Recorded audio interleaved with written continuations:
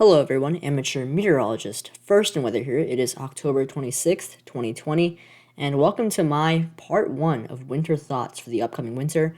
I will be doing 2 parts for my winter forecast, and then finally in a third video I'll be just basically going over my forecast with temperature, precipitation, snowfall, and in general what I expect for this winter. But in this first part right here, we will be going over the La Nina, the warmer waters in the northern Pacific, and how they are typically cooler in a La Nina, which is not the case this year, the QBO, and finally the NAO. So let's get started.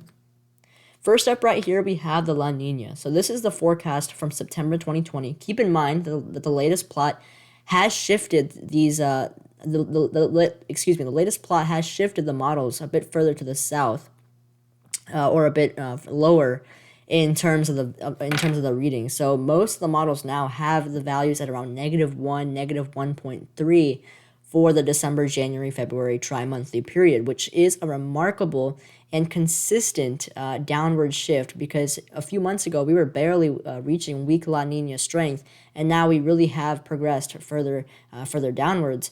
And this is indicative of the growing potential and likelihood of seeing a moderate La Nina this winter. Originally, it was looking like we would be seeing a weak La Nina, but I think my confidence is really growing that a moderate La Nina is really in store for this upcoming winter. And you can see that for the December, January, February time period, this run has it at around -0.8 to -1.0, but the latest October run has shifted this further down to about -1.0 to -1.3. So again, a moderate La Nina is looking likely now for this winter. Now here are some images of the major long-range models, and you can see on the right, on the left, you have the JAMSTEC, then you have the NMME, and then you have the CFS model on the right here. Up top, we have the ONI index, which is basically a measure of how the atmosphere is responding to the La Nina and how the overall Western Pacific and Central Pacific is behaving, because you can have cooler than average water temperatures west of South America, but if the atmosphere does not act like it is in a La Nina state, then you might as well have a record warm El Nino. And as you can see right here, the latest August-September La Nina value was -1.2. That is approaching moderate strength. And so you can see that the atmosphere is behaving like a La Nina is present and a La Nina is present. So there is alignment in the state of the atmosphere and what is actually going on at the surface, which is good news in increasing confidence and clarity as to what will happen this winter. And you can see from all the 4 or the 3 major models right here, all of them have the coolest waters centered somewhere over the Central Pacific. Notice how the coolest waters are not really over directly to the west of South America, directly not on the coast. Rather, most of the waters, the coolest waters, are south of Alaska and even a little bit west of Alaska. And when you draw that line straight south, the coolest waters are really focused in the Central Pacific. And that is essentially a central-based La Nina. It's not quite a Modokai La Nina or a Mordecai La Nina, and it's not an east-based La Nina. So this year, we're definitely not going to be seeing an east-based La Nina, but we will be seeing sort of a mixture between Mordecai and central base, and that has important implications, because when you do have a central-based La Nina, because of the Halley cell configuration, you have that area of high pressure right here at the equator because of those cooler waters. So normally you have an area of low pressure at the equator. That area of low pressure is much, much weaker when you have a La Nina. So you essentially have above average heights here. And then you have a low pressure system here, which is much stronger because of that La Nina. So you have a high here that's much weaker, so you have below normal heights, and then finally here you have above normal heights right here. And that ridge basically to the west of Alaska promotes ridging in the basically the Pacific, and then troughing in the eastern part of the country, or the western part of the country, and then ridging in the east. So unlike an El Nino, where a Mordecai El Nino promotes troughing in the east, a Mordecai La Nina is exactly the opposite, where it promotes ridging in the east and troughing in the west. And to the left right here is basically an image showing the real 3D image of the La Nina in the United States. And you can see that we do have the coolest waters really centered in the Nino 3 and 4 region, a bit further to the east, but I do expect this will continue to essentially stay the same or shift slightly to the west So really a central-based La Nina is looking likely, and you can see that warm pool in the Nina 1.2 region right here, indicating that the east-based La Nina is not looking too likely. And to the right here, we have the Nino 1.2 on the right and the Nino 4 region on the left.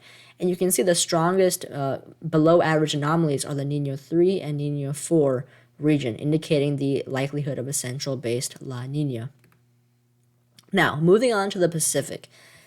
The United States is basically downwind of the Pacific Ocean. And so whatever happens in the Pacific is going to impact what happens in the lower 48 because the winds flow from west to east in our longitude and latitudinal area.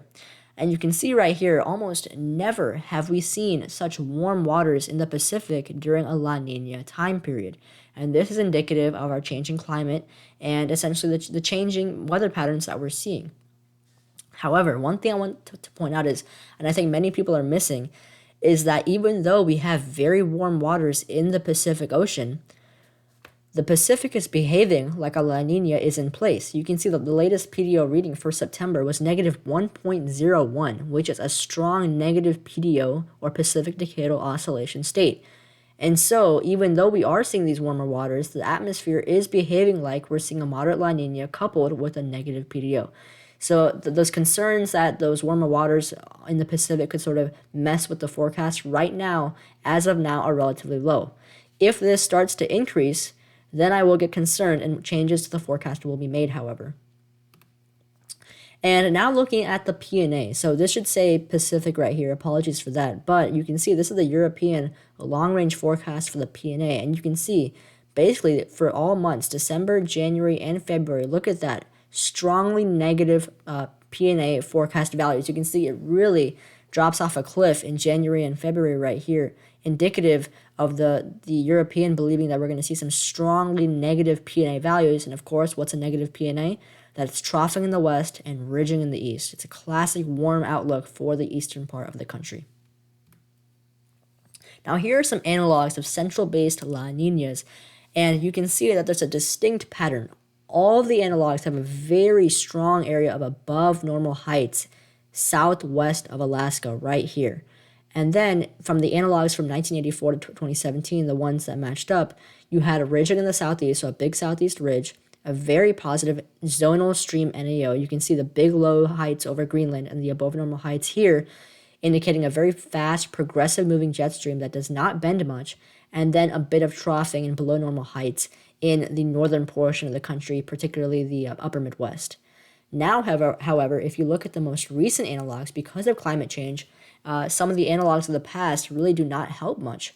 And so if you look at the analogs from 2000, you can see that ridge is much more amplified with that trough right here. So you have a much faster moving jet stream, and also you have a much, much stronger southeast ridge right here. This would essentially be a blowtorch setup for the entire eastern half of the country, with the only areas seeing below average temperatures would be the Pacific Northwest. And now here are the temperature analogs for those two sets. So the one on the left is for this right here. The one on the right is for these analogs right here, the more recent ones. And you can see the more recent analog really does paint a blowtorch of an outlook for this winter with very warm temperatures, basically encompassing the entire country except the far Pacific Northwest right here, while the older analogs point to a more evenly spaced out pattern with a troughing in the west right here and then a more dominant ridge in the eastern part of the country. So very interesting stuff to look at. Now here is the QBO. So this is basically a measure of the winds in the stratosphere and down into the tropopause. And you can see that over the past few months, we have been trending steadily upward. So we were negative 1.10 in August, 4.59 in September. And I do expect that steady positive upward trend to continue. And data has shown that when you are in a positive QBO state, you tend to have a much stronger polar vortex and much warmer conditions in the United States overall. So it really helps to promote a more positive Arctic oscillation, more positive NAO, more positive and stronger polar vortex. And what that means is less blocking, less troughing and ridging, less amplified patterns. And in general, that supports mild Pacific air streaming in from the west, basically flowing right through the entire country. So when you combine the QBO and La Nina composites, so the analogs from the La Nina I was showing you, and you combine that with a positive upward trending QBO, this is what you get. A very similar picture. You get a big stubborn ridge right here, troughing in Alaska and down into the Pacific Northwest, and that never-ending southeast ridge bathing the country in the eastern half basically with warmth. And you can see again that very distinctly positive NAO below normal heights over Greenland, above normal heights to the south, indicating a very fast-moving, progressive jet stream that does not bend and really bring in cold air to much of the country. Now switching gears to the NAO. So on the image to the left right here, you can see that we are entering a recent trend of positive values from the winters of 2000 to 2010. Saw mostly negative NAO values, but recently we've been really seeing these positive NAO winters, and it does look like that trend will unfortunately continue for this winter. You can see that latest spike right here after that negative time frame. And also, one thing that is really useful, credit to Eastern Mass Weather, who was looking at some research, and there is this individual on a forum, Eastern or American U.S. Weather, and this is backed by multiple studies actually. So this is not just some guy who is giving some random theory, but this is actually backed up by multiple studies. And essentially, what is happening is when you have warmer waters to the west of Greenland and then a cooler area to the southeast, from May to September, when you average those anomalies and you have warm to the southwest and cool to the southeast, almost always you have a positive NAO or an overall positive NAO for the upcoming winter. And this formula has about an 80% success rate. So it's not perfect, but it is very good in predicting what the overall state of the NAO will be for the upcoming winter. And now here is the European long-range NAO forecast, and you can see that it is really showing positive values for December, especially January, and then a little bit of a letdown in February, and then basically the same thing in March. So you can see the European is showing mostly of a neutral to positive outlook for the NAO, especially in January. The European really does think the NAO will be strongly positive. So that indicates to me a very zonal, fast-flowing jet stream, basically bringing in mild Pacific air from the west, and basically making it very hard to see cool and cold conditions in the eastern part of the country. And now here's one more model. It's forecast for December, January, and February.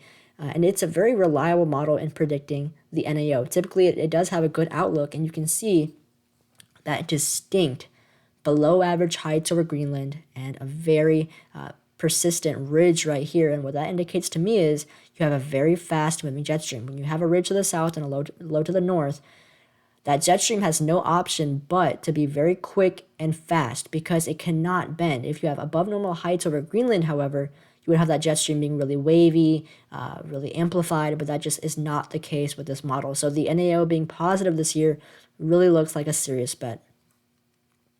And so this sums up my part 1 winter thoughts. This is the first part of 2.